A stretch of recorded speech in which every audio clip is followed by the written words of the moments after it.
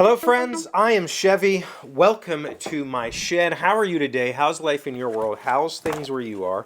I hope it's fantastic. Everything here is great. Happy anniversary. Today is the 7-year anniversary of the Daily Shed. 7 years I've been doing this. In those 7 years, I've published 1,802 episodes. Ish. I think some of you know that number is a little skewed, but not by much, less than a handful. I have taken some breaks during that time, so it's not reflective on 5 videos a week for 52 weeks out of 7 years. So it's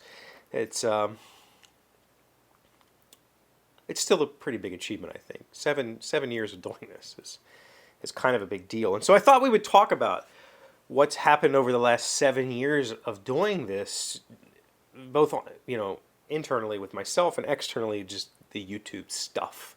Because it's always interesting to talk about the YouTube stuff. People are curious about this sort of thing. I started this channel on April 6, 2012. I uploaded the time capsule video, and that video now has over 8 million views. And for the longest time, for a very long time, and we'll talk about that in the numbers later, it was 99% of the channel was that one video. I uploaded that. I didn't have, it was really just to show people on Reddit who were discrediting my claim that I had this time capsule, and so that was all it was for, and I kind of never went back to the channel after that until 2014 is when I did my Kickstarter for Pull, and I did a video for that, and I put it on this channel. And then again in 2015, I decided to do a video design diary. I designed a game live on camera, not live, but on camera. That was in May of 2015. That was the game that I called Madder Than a Hatter, and I ended up giving it away at Gen Con that year. I printed like a couple of hundred decks, I think, and handed them out to people. So that was fun. So I had a lot of fun doing that, but I wasn't really into designing live like that. At that point, I had been designing games I've been designing games forever, but like trying to get published for like 3 or 4 years, and I was doing most of my development work. I would write articles about it and post it on my website. And so I was in that space of sharing like my design process openly. And so the videos worked, but it wasn't really it wasn't super enjoyable for me. So February 2016 is when I started taking this channel a little bit seriously. I noticed that the time capsule video had all of these crazy views, and I wanted to capitalize on that. I thought, well, I've got an audience. I had, I think, like 10,000 and some subscribers at that point just from that video. And I thought there's got to be a way to take advantage of that audience. Not take advantage of, but you know what I mean? Like I've already got a little tiny platform. Can I increase it? Can I do something with it? I had been watching build videos for a long time at that point. I have been building things since I was a toddler, like literally a toddler. There's videos my parents have, or pictures my parents have of me in my diaper, like peeing off a deck that me and my dad were building. So, like, I thought I could do those build videos. Like, I have some skill. I know how to join wood together and make things, make furniture, make whatever. And so in 2016, I decided to start taking the channel seriously. And I started the build videos February 11th. It was the first video that I put up. And I did like 5 or 6 of those in a row. I think the first day I put 2 videos up the same day. The differences was I wasn't trying to do any sort of big projects. It was all just little tiny things. And some of those videos still, the back here you can see the pliers that I have on the wall. That video still gets fairly regular views. Like, by that I mean like 20 a month or something, but it gets some views. So I found a tiny little bit of success with that, but I also found that I wasn't enjoying it as much. And so my intention at that time, when I started this show, let me back up. So that started on February 11th. February 28th was my first like real talk video. That was a depression video that I filmed at this bench working on my grandfather's watch, talking about depression, and that was the video that sparked the idea for this show. It was, I have something to say, I think, about a topic. How can I incorporate that into the channel as, like, I'm working on stuff and I'm talking about stuff? And so that was the kind of the idea for the Daily Shed, and that's why it's called the Daily Shed. At that point in time, I was spending time in here every single day. And so it was like, why don't I turn the camera on and talk about what I'm doing or while I'm doing something? That idea started to brew. I announced the show on the 13th of May, or 13th of March. And then, of course, the first video of this show was March 21st, 2016.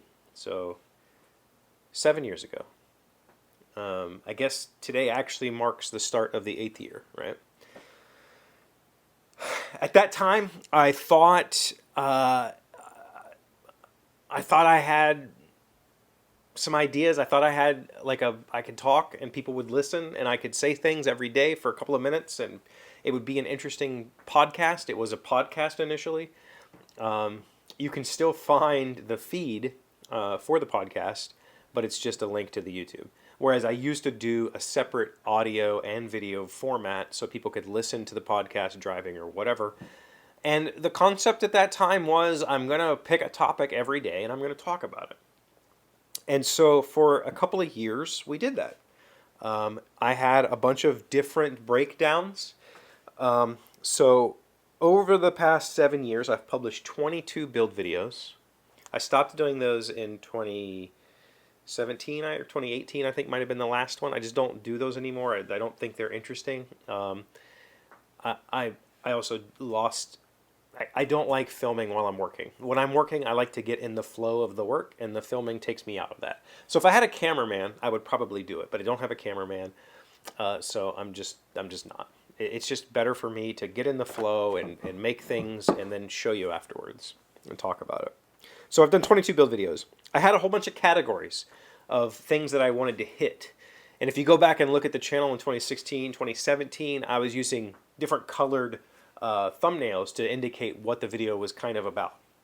And so I had things like the news. I published 33 videos about current events. Now, I can tell you that the last video I published in that series was in 2018. There's definitely been more news videos over the last 5 years. I just didn't tag them in the news playlist. Motivation, 18 videos about motivation. The first was published in 2017, June of 2017. So it was June, around when I had this idea of trying to keep these running topics going. And you could watch a playlist, because I learned that playlists drove audience, and you'd watch more videos on the playlist or whatever. So I started trying to categorize the videos, and I didn't stick with it. Story time videos, I have 55 of those. I think, again, the last one I published in that series was in 2019. I've definitely had a lot more story time since then. I just haven't put them in that playlist. Advice, I had 32. I really liked the idea of giving advice. I was hoping to have more of an interaction with the channel, or you would ask me a question, a life question, a build question, a whatever question, and I would try to give advice like a talk show, like a radio show. Some of you might remember the old box where I would make noises and stuff, and your phone calls would come in, and I would hit play, and then I would respond. That was all part of that. The startup in 2017, I was losing my job with the state with K-12, with the school system, and so I started a series called Startup. There was 20 videos published in that series, and that went from me buying my software back from my company to turning that into a business and hosting that software, and then that. Ultimately, I did not do that. I ended up selling the software to my current employer, and then in the spring or fall of that year, I started a new project that was like a time tracking project, and I really wanted to get that off the ground, and so there was a bunch of videos about that. That never happened. Now we're back. We've come back full circle. This January, I took my software back yet again, and I am now hosting it, and I have, I guess it's a startup, right? It's a startup even though it's mature at this point. It's making money. It's already made me money. Tech videos, 38 of those. I think that was just me wanting to talk about tech stuff like programming and computers, like the stuff that I do for a living. But again, all of these kind of dropped off. The biggest ones, the biggest categories, shop talk. I've done 161 videos in the shop, and I still use that. I tagged yesterday's video as shop talk. So if you go look at that list, there's just a ton of shop videos in that list. That's the biggest by far. Actually, I just lied. Gaming is the biggest. 184 videos about gaming. I still use that tag. The tags that I'm talking about right now are tags I still use because they're the topics that I feel like are most me. Story time, advice, news, like that stuff wasn't really my voice. Like I don't really like covering the news. I don't really like talking about tech. So I just kind of cut that all out. I've done 113 videos about this show called Show Talk. So this video will be tagged in the Show Talk category. You can go watch that. Feels, 102 videos in feels. Those are the videos where I get sappy. Those are the videos where I talk about emotions and that sort of stuff. Reviews, I've done 93 review videos. And books, 65. I'm surprised. I didn't know that I've read that many books over the last few years because that's only started within the last, like since COVID basically. I started talking about books more regularly. So, I've done a lot. I've done a lot of videos. I've done a lot of content. What all has that got me? I mean, I consider myself to be a successful YouTuber. I think that most people would disagree. Most YouTubers would disagree. I'm at the,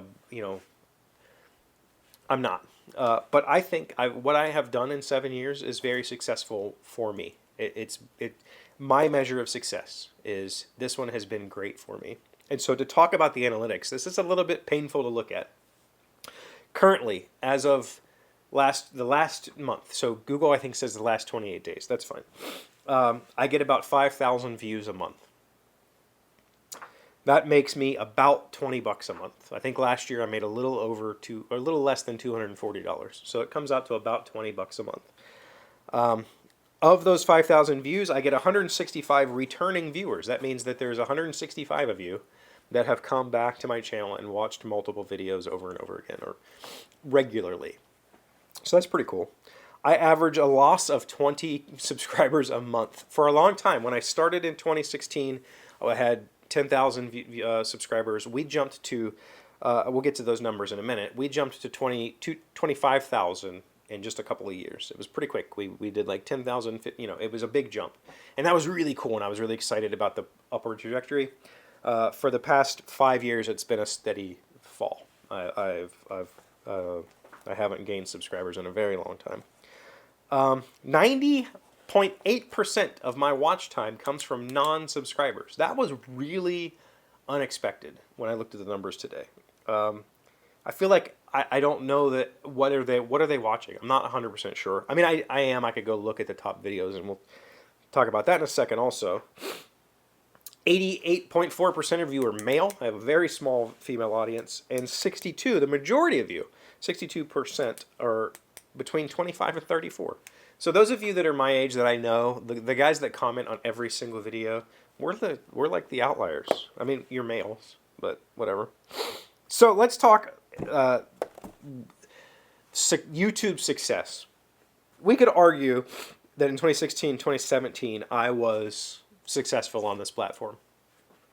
2016 is when I turned on AdSense, so I don't have data prior to 2016.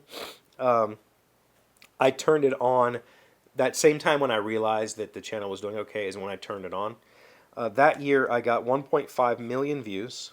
I gained 4.6 thousand subs, and I made $1,919. So that was a pretty cool year, right? The thing is, the vast majority of that, so 1.5 million views, something like 1.48 million of those views was that one video, that time capsule video. The rest was this channel, it was this content.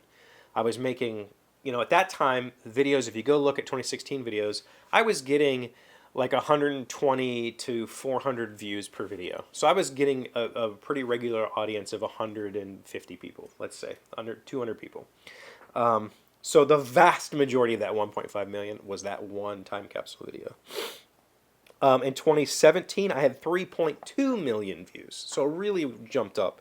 I gained 10.9 thousand subscribers that year, and made $2,723. That was a pretty rocking year. 2017 was, for all the things that went wrong for me in 2017, divorce and family dying and kids moving out, all that stuff, it was YouTube success. Like, I did pretty good.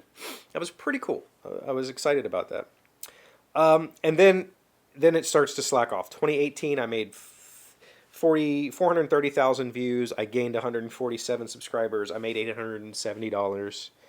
2019, 208,000 views. I lost 374. So 2019 is when I started losing subscribers every year since. I made $480. 2020, the January of 2020. If you go look at my watch time and views, all that stuff, January 2020 is when YouTube stopped showing the time capsule video. It just immediately, there's this graph and then it goes bam, done. I made 119,000 views, lost 411 subscribers, and I made $414. 2021, 98,000 views, lost 186 subscribers, made $300. 2022, 70,000 views, lost 93 subs, and made $262. So it's been a steady decline because, again, as we've talked about in the past, this isn't content for everybody. I get it, right? In the beginning, when I was really these categories and I was trying to hit topics, and when I started the show, I had the idea with the Real Talk video. So February 28th, it took me a month to put the show together. Almost a month, to put this show together and to figure out what I was going to do. And part of that was I took a notebook and I wrote down 20 topics. I was not willing to record the first video until I had 20 video ideas in the bag, 4 weeks worth of content ready to go. As always, I have never scripted, I have never prearranged any of this content. It all is in the moment on that day. But in the beginning, I had a list. Here's the things that I want to talk about. And so every day I would look at the list. Here's what I'm talking about today. And then we would do this. We would turn the camera on and go. I've never done editing. I mean, there are videos where there are editing pieces because I've put, shown you things on top. But I don't cut out anything. I don't add anything. I don't do retakes. It's just, this is what it is. And part of that is I don't deal well with roadblocks, and so if something gets in my way, I'll probably stop doing that thing. So I've tried to keep this as streamlined as possible. These videos take exactly how long you see on your screen to record. They take me approximately 10 minutes to edit, unless I have a bunch of inserts to do, showing you pictures and that sort of stuff.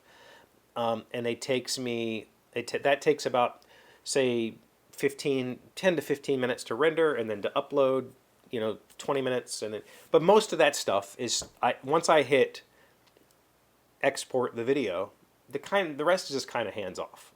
But at the same time, it shouldn't be, right? I stopped doing thumbnails. That's probably a big part of this decline because thumbnails are everything, and I'm not doing this for the audience anymore, so I'm not trying to grab people's attention. I stopped doing tags, so I'm not trying to grab tag attention, like, oh, you're searching for puppies, and I talked about my dog, and so I put puppies in there to try to grab. I'm not doing that anymore.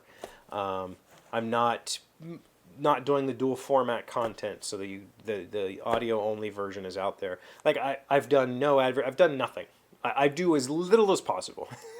And I think that, truthfully, that's the only reason this still exists, is because it was pretty obvious from the get-go that as a 30-something at that time male dad in the middle of nowhere, West Virginia, who was barely surviving on the income that I had, I didn't have the money to travel. I didn't have the money to buy cool gadgets and talk about them. I didn't have the money to go to really do much other than turn the camera on and talk.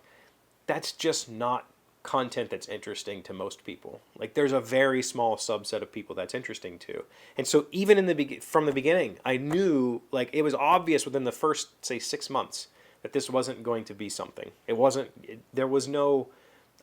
going to hit that, get that silver play button. I wasn't going to get that gold play button and be a YouTuber and quit my job and live my fantasy. That wasn't a part of this.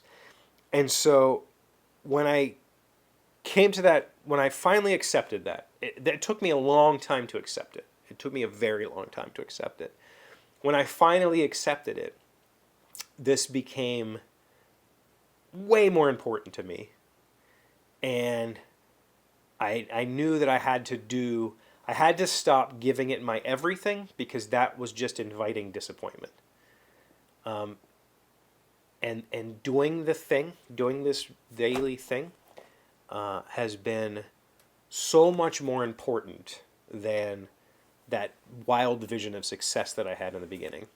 And so I cut everything out that I could to make it as frictionless as possible for me so that I could continue to do this. And that's been the best reward ever. You know, all of these numbers, losing all these viewers, they weren't viewers to begin with. Like, they were just hitting a button because of you know, they watched one of my popular videos. And I still have a few. The miter bench, this bench is probably my top view. So that time capsule video in 2020, that's also when YouTube stopped showing it. That's the first time it stopped being my #1 video. And now it fluctuates between the miter saw bench. I have a video about the depression video, the Lexapro video, where I talked about my experiences with dreams. That one's really popular. Oh, I have a video about float mounting artwork. That one gets a lot of views. I have a video about fixing my glasses. Like, there are all these little things that I've woven in over the years that get the views. The Game of Thrones video where I ranted on Game of Thrones gets good views. So there's a bunch of videos like that still bring in. I get trickling audience from that. But it's been a wild 7 years. And I know that last year I talked about maybe ending this at 2,000. I don't think that's going to happen anymore. I think we're going to keep going and just go until we don't go anymore. I'm no longer trying to supplement my income with this. I mean, I haven't been for 5 years or something like that. And there's no reason to stop it just because. I think that the value of this for me in the future, if I'm talking monetarily or I'm talking just